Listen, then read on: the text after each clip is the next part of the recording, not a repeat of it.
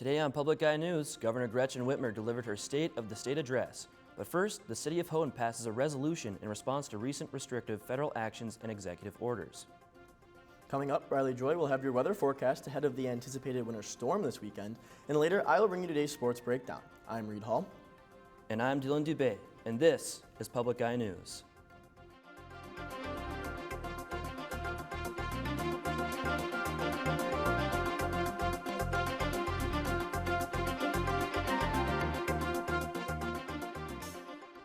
The City of Houghton has passed a resolution as a response to federal actions of the Trump administration. The City Council addressed Trump's executive order to reduce federal employees and another executive action that could potentially affect research at Michigan Tech. About a third of Michigan's federal employees are here in the 1st Congressional District, and the City Council claims that proposed restrictions would put millions of dollars at funding at risk. The second executive action orders for a 15% cap on indirect costs of research, 75% less than the previous cap. According to the Houghton City Council, these costs would impact the local community's jobs, goods, and services. Councilor Craig Waddell introduced this resolution, which passed unanimously. And an Iron Mountain man has been arraigned on felony gun charges. Corey Kahn, 41, has been apprehended outside of his residence, following a search conducted by the Critical Incident Response Team. The Iron Mountain Police Department says they were notified of social media posts made by Kahn that included videos showing mixed shotgun and rifle ammunition. And when the CIRT team conducted their search, they were able to locate the ammunition seen in the footage. Kahn has been arraigned in the Dickinson County 95B District Court for possession of weapons and or ammunition by a prohibited person.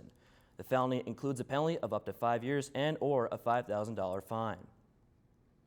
Northern Michigan University's automotive program has received a brand new 2023 Ford Escape, a donation put together by Fox Marquette and Ford Motor Company. The donation will further assist students in gaining hands-on experience with modern car technology they will likely encounter throughout their careers. While it's a win for NMU, it's also a win for the industry, which requires certified technicians to service their vehicles. The car was dropped off at the Jacob Eddy Center and will soon be used in future projects. Northern's automotive technology program emphasizes real-world application with significant hands-on time through labs. And Northern Michigan University is inviting all incoming 2025 first-year students to apply for the Schultz Family Foundation First Generation Empowerment Scholarship. The scholarship is worth up to $15,000 per year for 4 years and is geared towards students whose parents have not completed a bachelor's degree. The scholarship was established by Northern alum and former Starbucks CEO Howard Schultz as part of a $1 million gift to NMU. Eligible applicants must also be willing to move into on-campus housing 2 weeks prior to the start of the semester. The deadline for submission is March 30th, with decisions released April 15th. And Feeding America West Michigan is in search of volunteers for their mobile pantry distributions. Volunteers are needed for various duties, including setting up and packing boxes. Masks, gloves, and sanitizing items will be made available. Mobile food pantries are like farmers markets on wheels, except at no cost. A recent event at K.I. Sawyer saw 270 households and 691 individuals served. Food is available for all, with distributions in Harvey the second Thursday of every month and in Munising the first Wednesday of the month. A distribution at the Berry Event Center will take place on March 19th at 12 p.m. A more detailed schedule can be found at feedwm.org. And in Washington, D.C., President Donald Trump continues to insist that his presidential cabinet will follow his orders. This comes as senior advisor Elon Musk pushes for deeper cuts to federal spending and more mass firing. CBS News' Jared Hill has more from New York. We've had tremendous... President Donald Trump is doubling down on DOGE. I think everyone at this table is very much behind it, and if they aren't, I'd want them to speak up, but they're very much behind it. At the first cabinet meeting of his second term, the president's senior advisor, Elon Musk, defended efforts to slash federal spending and chop the federal workforce. If we don't do this, America will go bankrupt. Wednesday, the president signed an executive order expanding the Department of Government Efficiency's power to make more cuts, specifically proposing they trim as much as 65% from the Environmental Protection Agency. The White House is also directing the heads of federal agencies to prepare for large-scale reductions in force. This country has gotten bloated and fat and disgusting and incompetently run. During Wednesday's meeting, President Trump also discussed Russia's war on Ukraine, acknowledging that Russia may have to make some concessions. Trump also announced he'll sign a rare minerals deal with Ukrainian President Volodymyr Zelensky in Washington tomorrow. seen by Trump as repayment for the war, but the agreement doesn't guarantee security protections from the U.S. We'll be on the land, and in that way, there's sort of automatic security because nobody's going to be messing around with our people when we're there. The Russia-Ukraine war is likely to be a key topic when the president meets with British Prime Minister Keir Starmer today at the White House. Jared Hill, CBS News. Now don't touch that dial. Riley will be back with your weather report after this short break. In the fourth year of Changing Planet, we are focusing on two of the largest river restoration projects ever attempted. What? One urban, The River Seine is undergoing a colossal detox. one wild and remote. These dams will be completely gone within a matter of months. Everyone knows there's hope. It's big. These are stories of ambition and action for our changing planet.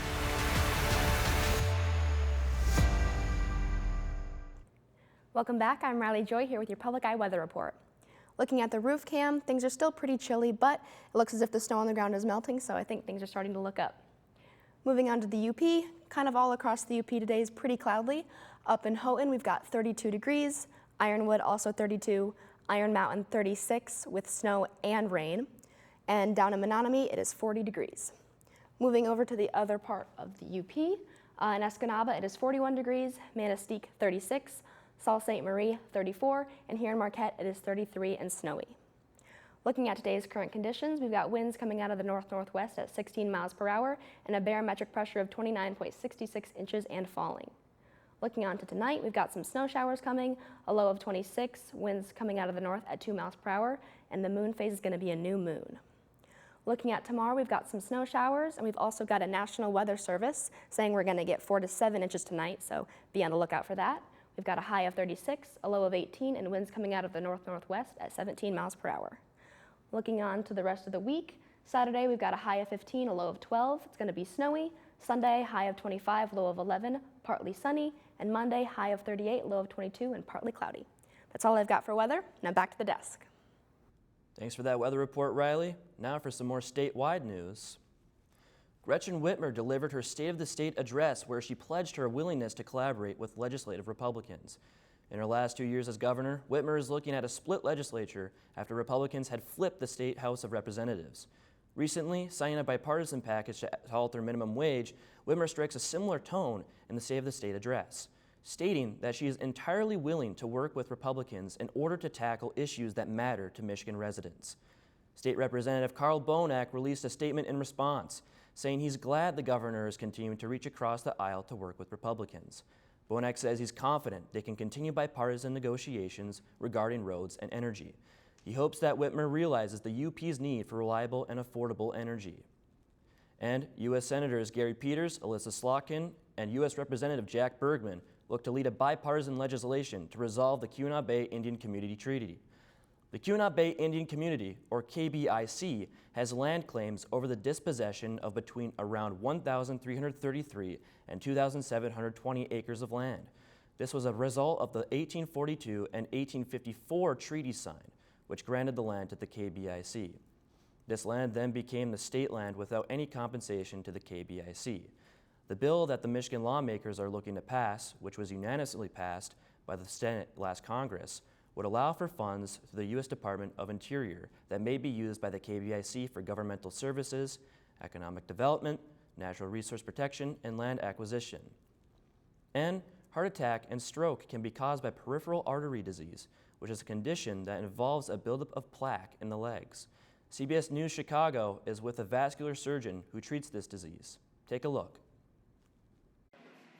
Eunice Golar was diagnosed with peripheral artery disease several years ago and needed vascular surgery. I had a pain in my leg. I couldn't walk. They found out I had a blockage. The 74-year-old sees vascular surgeon Dr. Chelsea Dorsey at University of Chicago Medicine every year for a checkup. It's much easier to relate when someone at least looks like you has the same color as you have. And it has always been my delight to have a black physician. Black Americans are more likely to suffer from PAD and need to undergo amputations compared to white Americans. Yet, less than 2% of vascular surgeons are black, according to the Society of Vascular Surgery. Dr. Dorsey says the lack of representation, combined with historical mistrust of doctors, can have a big impact. One of the things that we really need to focus on is ensuring that our vascular workforce is diverse and that it represents the patients that we're actually treating. She points to research that shows when doctors are the same race as their patient, patients are more likely to adhere to the doctor's recommendations. I'll often walk into the room when there is a black patient. You can kind of see their body relax a little bit. And this is not to say that white doctors can't form that type of relationship, but sometimes it can be just a little bit easier to get to that kind of trusting relationship. Eunice encourages other patients to not ignore the symptoms. When you're having pain in your legs, you need to go have it checked out as soon as possible. Her exam looked good, so she will follow up with Dr. Dorsey in a year. Audrina Sinclair, CBS News, Chicago. That was Audrina Sinclair highlighting this story during Black History Month. Now, over to Reed with a Wildcat Sports Report. Welcome back. I'm here this time with your Public Eye Sports Breakdown. Kicking things off on the pitch, the NMU men's soccer team has announced its 2025 spring schedule. The schedule will consist of 6 total matches with 3 at home. The Cats will open downstate against NJCAA opponent Schoolcraft College, who claimed a regional championship a season ago. The Green and Gold will then host a doubleheader against Madison College and Bryant and Stratton before playing a final home game against Wisconsin Superior 2 weeks later. The schedule will then round out with a trip to Wisconsin to take on Division I UW Green Bay and Division III St. Norbert College. And shifting focus over to the track, where the NMU women's indoor track team is set to compete in the GLIAC Indoor Championship this weekend. This year's chip will be hosted by Saginaw Valley and will span the entire course of the weekend. The Cats finished their strong indoor regular season last weekend at Parkside, which saw 5 first-place finishes and a new 55-meter hurdle school record. You can expect a dominating pole vault performance this weekend after NMU placed 3 pole vaulters in the top 4 at Parkside. Last year, NMU finished 3rd of 9 teams at the GLIAC Championships, earning 97 points. NMU will look to finish 3rd or better for the 3rd straight season and attempt to knock off last year's champion, Grand Valley State University. And bouncing on over to basketball, where the Detroit Pistons continue their heater, a win streak not seen since the 07-08 season. The Pistons extended their win streak to 8 after a late-night rout of the Boston Celtics. Malik Beasley led the way offensively and emotionally, scoring 26 points while hitting a few shimmies in the process. Duran added yet another double-double, while Asar Thompson continued his defensive presence, putting Jason Tatum on an island all game long. With the win, the Pistons snapped a 12-game losing streak against the Celtics and moved to 33-26, now tied with the Bucks for the 5th seed in the Eastern Conference. The Pistons will be back in action tomorrow when they host MVP favorite Nikola Jokic and the Denver Nuggets. That's all the time I have for sports. We'll be right back after this short break. When you put voices together, there's an energy in the air.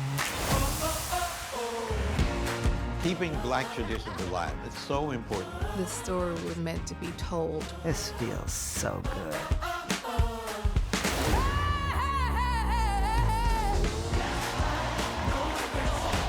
Black people can also have those stories too. All this and more, now streaming on the PBS app. Thank you for that sports report, Reed. Now, a Keweenaw ICU nurse will mush in the Copper Dog. Becky Bean, a nurse at Aspires Keweenaw Hospital, is not only a leader on the front lines when it comes to the emergency department and ICU, but also behind a pack of soaring sled dogs. You can catch Becky at the Copper Dog, which will start on the 28th and go till March 2nd. Well, Dylan, how about those Pistons? Yeah, it's nice to see those Pistons doing well, especially after such a rough season last year.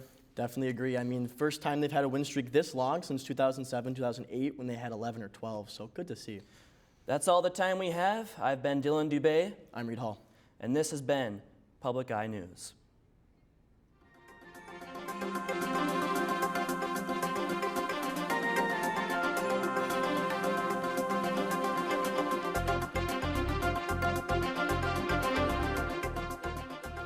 The preceding program was produced by WNMU-TV, Northern Michigan University Public Television, in studios located in Elizabeth and Edgar Hardin Hall.